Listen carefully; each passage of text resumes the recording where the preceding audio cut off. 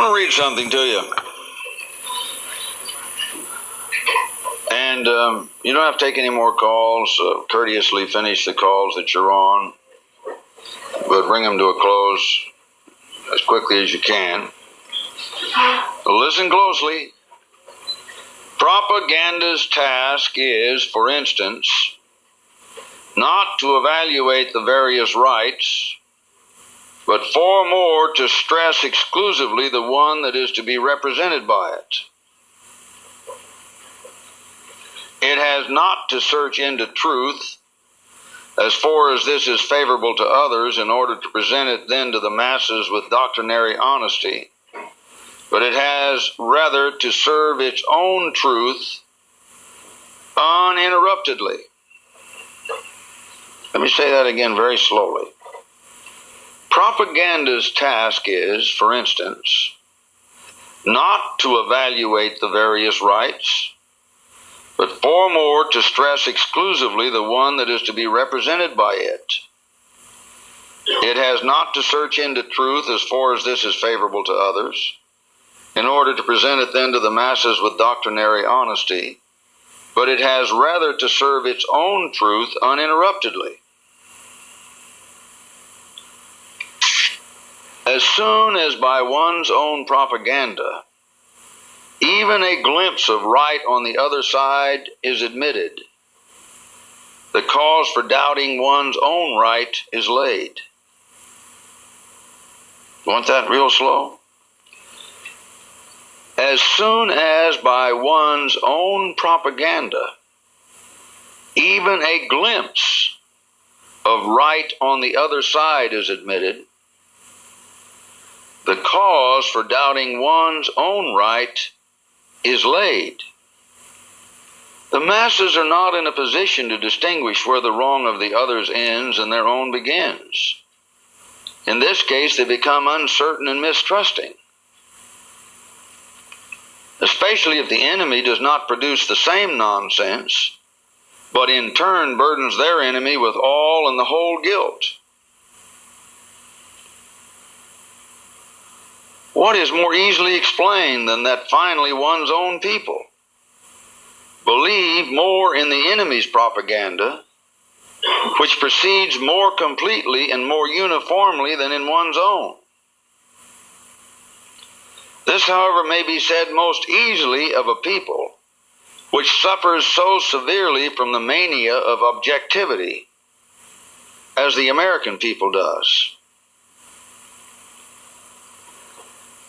For now they will take pains not to do an injustice to the enemy, even at the risk of the severest strain on or destruction of his own nation and state. You know who wrote that? Mein Kampf, Adolf Hitler, telling his German people why they lost the First World War.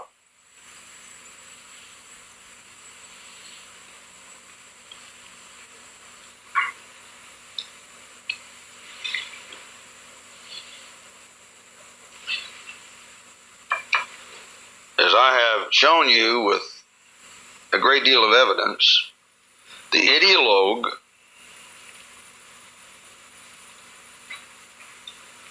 the man whose writings produced the philosophic base of the Ba'ath Party,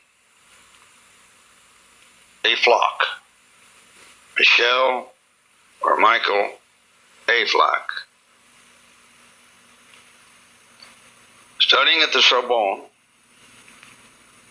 student of Hitler and Hitler's Germany, student of Mussolini and Mussolini's Germany, student of Stalinism, and student of Trotsky's reasons for the failure of the revolution.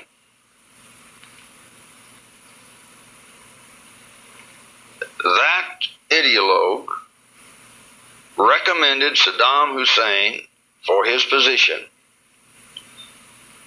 to head up the internal security force that became the power base for his takeover of Iraq.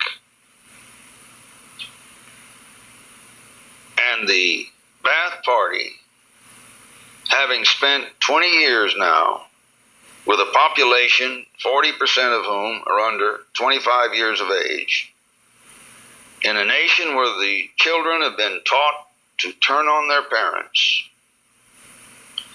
who has invested his entire energy in invading the minds of the young and shaping them in the ideologue of his party, to where the party is more important and treason is an act against an abstract people, in classic fascism philosophy where an elite knows what's best for the masses, and democracy is working the will of this elite for the good of the masses as viewed by this elite.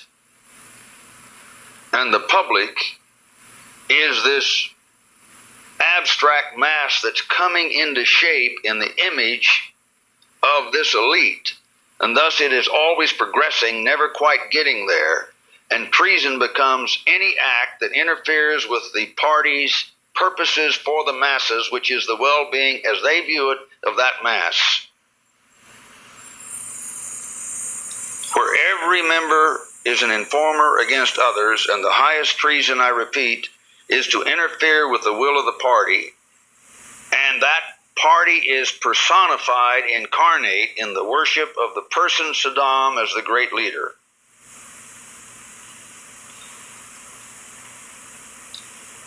And with a generation 20 years indoctrinated, unlike a mature, learned, objective, educated population that Adolf Hitler started on, Adolf Hitler points out the propaganda machine, unified in its message, admitting no wrongs or guilt of any kind, not even attempting to be objective, recognizing that the least concession that the other side has a right, however minor,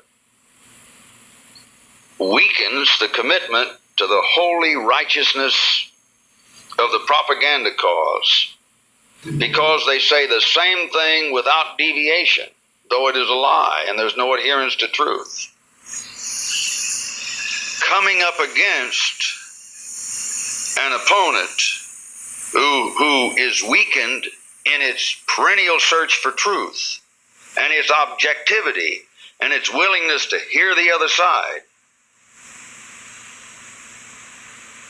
the propaganda will win out over the masses.